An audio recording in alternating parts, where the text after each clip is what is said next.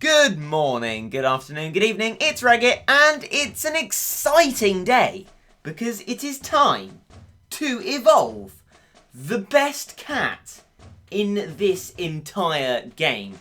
Yes, I have been gathering together cat fruit and XP to evolve the Cupid cat, otherwise known as the Archer cat, into Cataur, or however you may say it.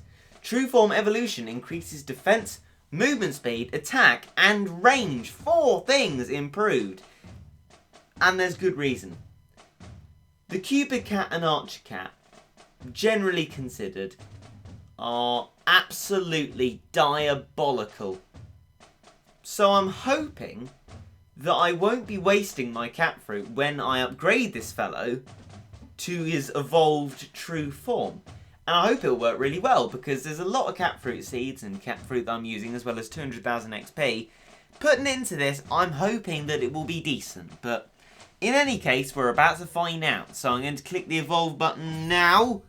And into the evolving we go. The cat fruit spins around and smash!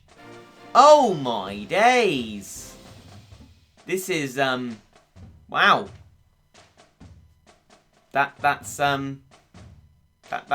Yeah. That's quite an intriguing cat.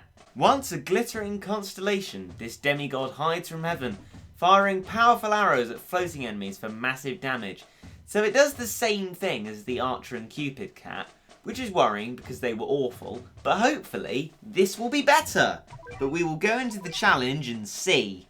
So, into the challenge we are, and I've got with me our Cataur, so I'm going to immediately get it now. Oh, look at that! Let's see how it does against the Squirrel. A more interesting attack animation, I'll give it that. Lots of sparkles and fun.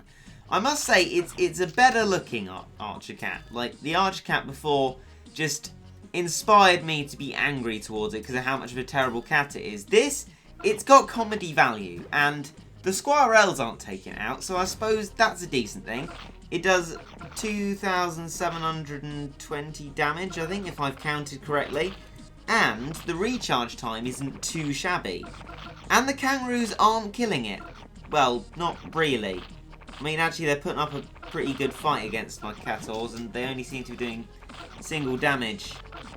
I'm doing the challenge with these guys because, of course, we have the faces and shy boys, and they should do massive damage against floating enemies, but yeah, I'm not really getting a vibe of it's much better, which is disappointing.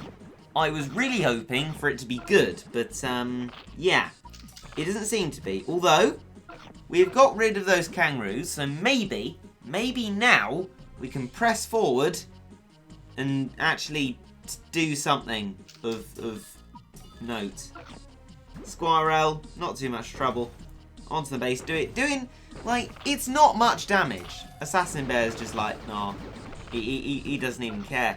But, see that?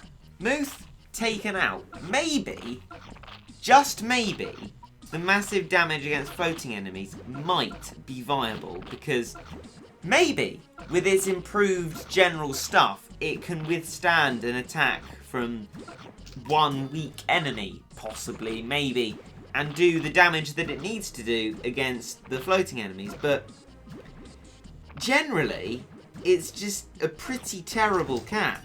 Right, Shy Boy time. Let's see how he does. Getting really waterlogged by the little people. Here we go. Knocks back the Shy Boy. It's good. Knocks back again. It's gone. So there you have it. It looks like our friend the Cataur is still an awful, awful cat. But maybe, quite possibly, when protected well, it can do a lot of damage against floating enemies. But as you can see, it is so weak, it takes so long to attack, that it will never get, realistically, it will never get to shoot the floating enemies it does so much damage to. And I'm afraid that it won't work. And the Archer cat is still not a viable method of battle catting. So, although it is evolved, it's still not good enough. And I would heavily advise to not use this thing. Maybe it will work in like some strat somewhere someday, but it doesn't work for me. I kind of thought I'd be taken out quicker, but these guys don't actually do a whole lot of damage, which kind of really highlights how awful this cat is. Look, I mean, they're not actually going to do damage to him because they're doing damage to the base, but the single target thing really doesn't help. It will never even get to the floating enemies, because it will either be killed by them or will just be stopped by the stuff in front of it, and it's just a depressingly awful cat. Welcome to the end of the video. I hope you enjoyed my slightly saddening, depressing take on this rather awful cat. But bear with me, because I have idea.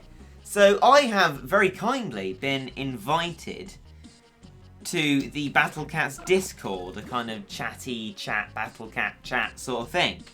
And lo and behold, on there was the one who I borrow strategies from, Nurse Woofer. And people seemed to have an idea of me doing a Q&A with him. I thought, what a jolly idea. Maybe I could do that, because I was looking at some of Woofer's videos, and in at least one, he actually spoke. So I thought, that means Woofer's got a voice. That means a Q&A is possible. And so if you want to see that, please let me know, and I can go back to the Battle Cats Discord and say, these people want a Q&A, that would be jolly, because I'd be very happy to do that. That would be a very interesting thing to do. Two very different Battle Cat styles, my kind of rubbish gameplay, and then sort of tutorials which really do work on levels without sort of uber super rares and all that sort of stuff. So if you want a Q&A, please let me know and I'll deliver that information to the Discord. And maybe that whole situation will go a lot better than it has with the evolution of this dire cat.